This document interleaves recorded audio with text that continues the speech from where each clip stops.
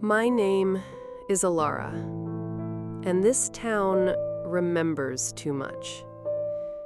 I came back on a Tuesday. I don't know why that matters, but I remember noticing it when I stepped off the bus.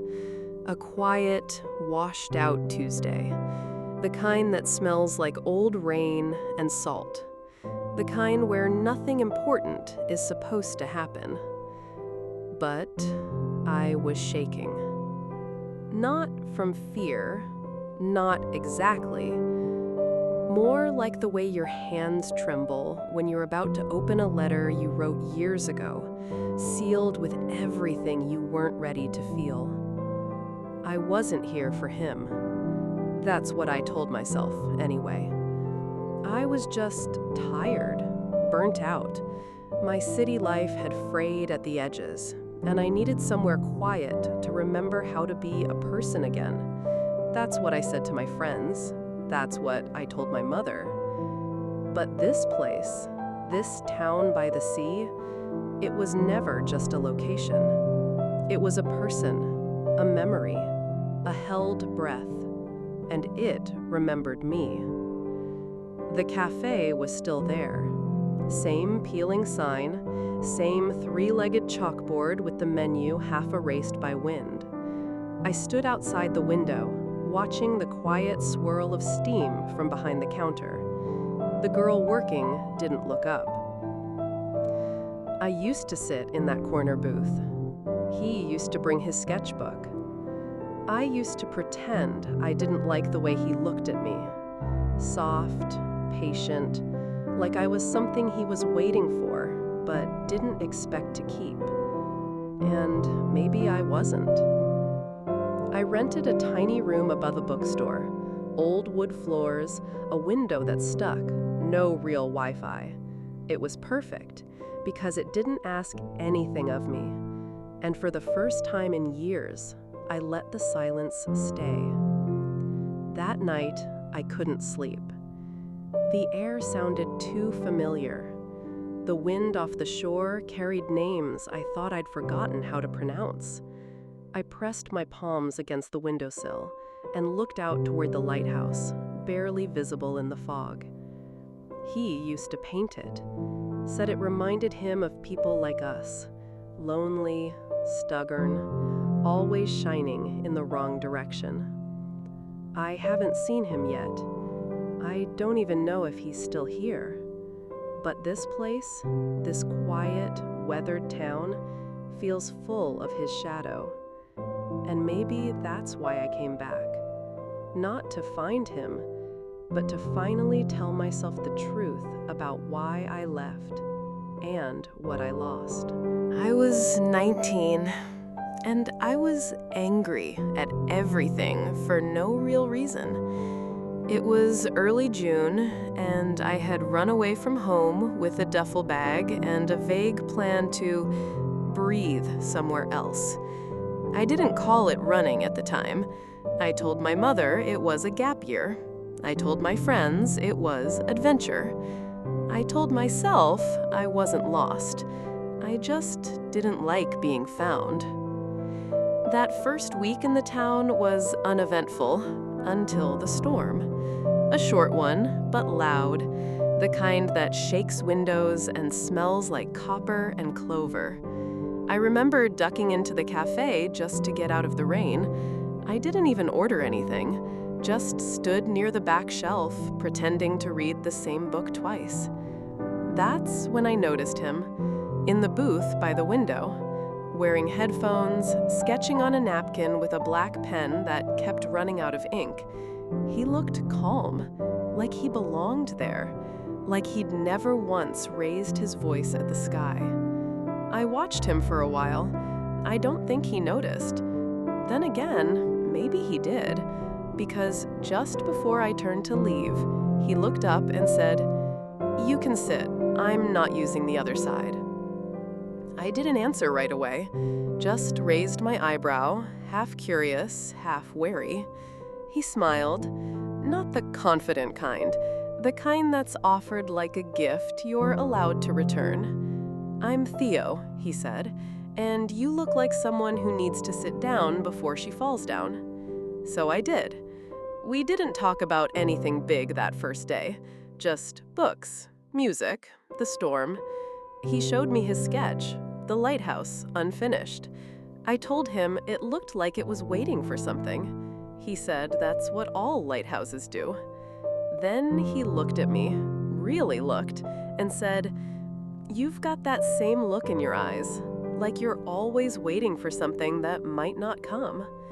I didn't reply, because part of me wanted to ask how he knew, and another part already knew the answer. We met like that a few more times that summer, always casually, always like it wasn't becoming something important. But it was. He made it easy to be quiet. He never asked why I came here. He never asked what I left behind. And maybe that's why I stayed longer than I planned. Because Theo wasn't trying to fix me. He just made me feel like I didn't need fixing. We never kissed. Not that summer. We never called it anything either. Not friendship, not dating, not love. Just us. That quiet space we made. That understanding that didn't ask for more. Some days we'd sit in the cafe for hours. Him sketching, me reading, or pretending to. Sometimes we didn't speak at all. It wasn't awkward. It was soft, companionable, like our silences were in conversation with each other. He'd draw things I didn't understand at first. Bridges, bones, lighthouses cut open to reveal their empty insides. Once, he handed me a napkin and said, "Here, it's you." It was a simple outline of a girl made of glass. Her ribs were windows, her hands were open. I didn't ask what it meant, but I kept it, folded it into my wallet, and never showed anyone. One afternoon, late July, we walked to the cliffs just before dusk. The sun melted in orange streaks across the water, and I told him I hated sunsets. He laughed, not because he thought I was wrong, but because it sounded like such a me thing to say. "I like the part right after," I said, "when the color's gone and the dark hasn't settled yet, that in-between bit." He nodded. "You like the space, where things aren't decided yet." That was the first time I looked at him and felt something tip inside me. Something quiet, something deep. He didn't say anything else, just walked a little closer, not touching, but near enough that his arm brushed mine when the wind blew, and that was enough. When it got cold, I told myself I'd leave. I had school to go back to, a real life I was supposed to keep living. But every time I started to pack, something pulled. Not him. He never asked me to stay. That was the hardest part. He wanted me there, but he never tried to own it, never tried to turn it into something I couldn't walk away from. Maybe that's what made it so hard to walk away from. I told myself it wasn't love, not real love, because we didn't kiss, we didn't promise, we didn't break. But now, looking back, that was the realest kind I'd ever known, the kind that never demanded to be called anything at all. People always want a reason, a clear one, a clean one. But the truth is, I left because I was scared. Not of Theo, not of the town, but of what it felt like to be seen so gently and not know if I could hold that kind of light. Back then, I didn't know how to stay where I felt safe. I only knew how to run when something got too quiet, too good, too close to undoing the armor I'd spent years building. He never asked me to stay, and I think that made it worse. The day I left, I didn't tell him. I just packed up my things, folded his drawing of the glass girl into my bag, and boarded the early bus. It was foggy that morning. The sky looked like wet cotton, and my hands wouldn't stop shaking. I didn't cry. Not until the road curved out of town and I realized I hadn't even said goodbye. I told myself he'd understand, that someone like Theo would know how to forgive an absence. But in the years that followed, with the noise of the city, the weight of degrees and deadlines, the dull ache of people who never quite looked at me the same way he had, I stopped believing that. Regret doesn't arrive all at once. It builds, quietly. Every time I walked into a cafe and expected to see him, every time I passed someone sketching and wondered if their notebook held pieces of me. I dated, I smiled, I tried, but no one ever asked me about the space between things. No one ever noticed how I looked at sunsets like they were too final. No one ever sat beside me in silence and made it feel like love. So this time, when I came back, I swore I wouldn't lie to myself again. Not about why I left, and not about what I still hope to find. The cafe hadn't changed. Same chipped wood tables, same handwritten chalkboard menu. The smell of cinnamon and wet leaves still curled in the corners like it had been waiting. I sat in the booth by the window, the one he used to sketch in. It had been 4 years. The chair across from me was empty. So I waited, not because I thought he'd come, but because I didn't know where else to be. And then the bell over the door chimed. I didn't look up at first, just stared down at my tea, heart pounding like a dropped glass. I told myself it couldn't be him, that even if it was, he wouldn't recognize me. Or worse, he would and pretend he didn't. But then I heard the scrape of a chair, and a voice I hadn't heard in 4 years. "You always did sit like the table might float away." I looked up, and there he was, Theo. Older, a little more tired around the eyes, but still him. Same quiet presence, same way of folding his hands like he wasn't sure if he should stay or go. I couldn't speak. He sat down slowly, his eyes on mine. No smile yet, just waiting. "I didn't think you'd still be here," I said finally, barely above a whisper. His voice was softer than I remembered. "I never left."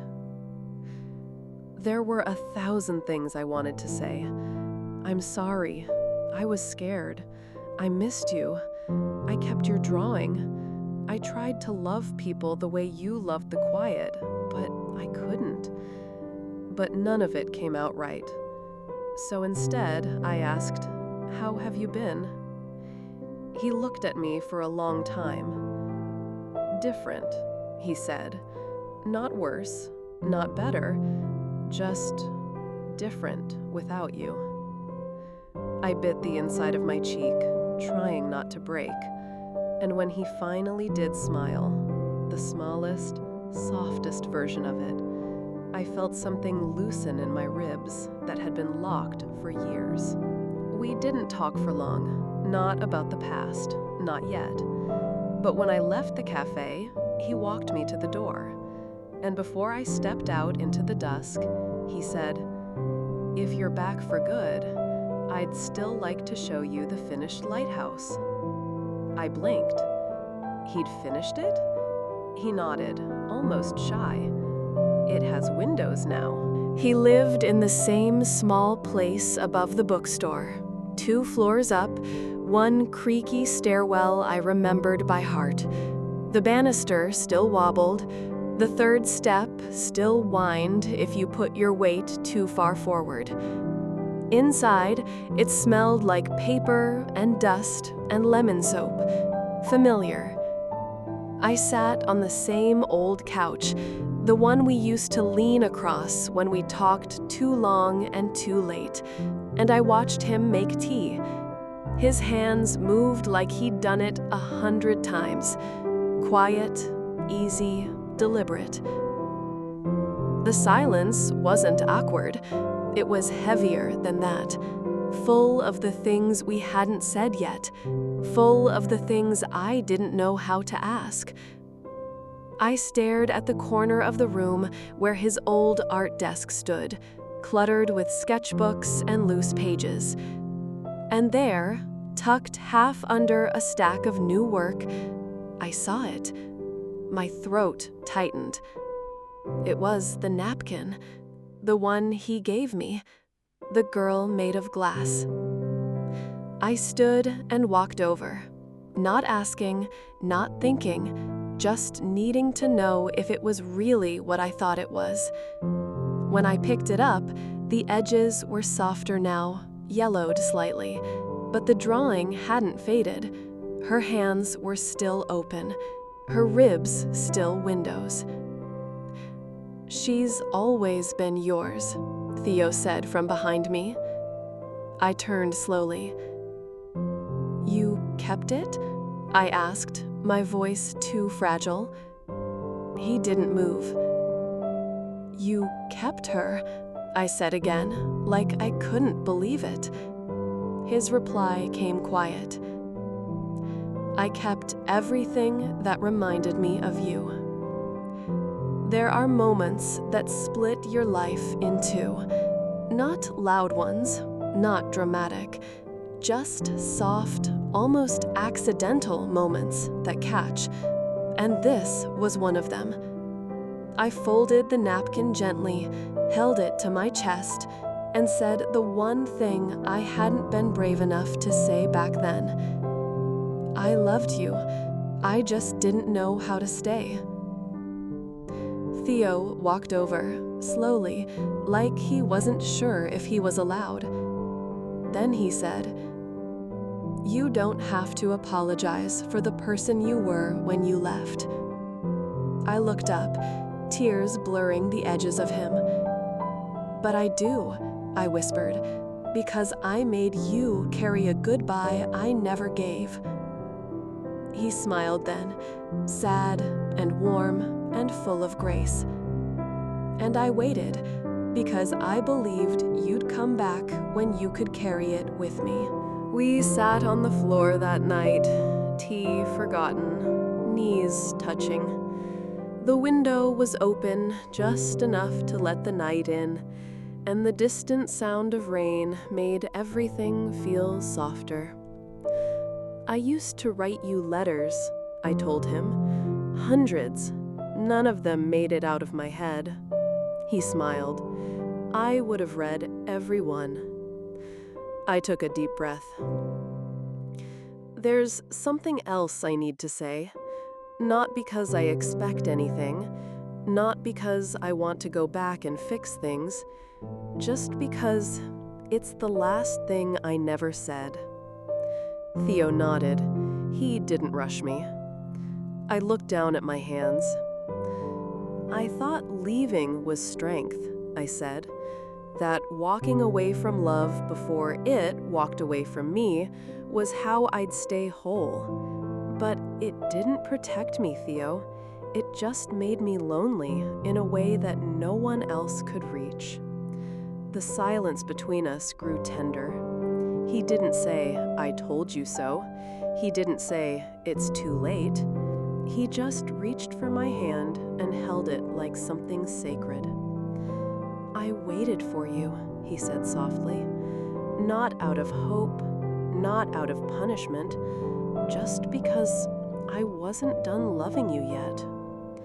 I let the tears come this time, and then I laughed, a breath, barely more than air. "That makes two of us." We didn't kiss that night. We didn't make promises. We just stayed, in the quiet, in the closeness, in the gentle undoing of all the space that used to stretch between us.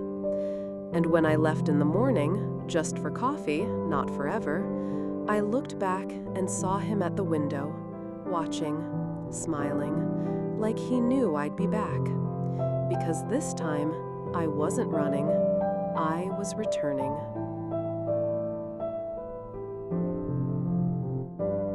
A month later, I found it waiting for me on my doorstep. No note, just a small, carefully wrapped package tied with a string. Inside, a framed sketch. New, untitled. It was me, not made of glass this time. No cracks, no hollow ribs. I was sitting in the cafe, the real one, hands wrapped around a cup, head tilted toward the light, eyes closed, smiling. Soft, whole, present. On the back, in tiny handwriting, was one sentence. She stayed this time.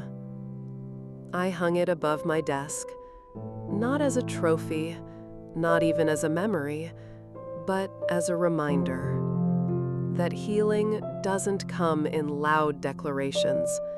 It comes in return visits, quiet mornings, and second chances you let yourself take. That sometimes the things we couldn't say back then are the things we finally live now.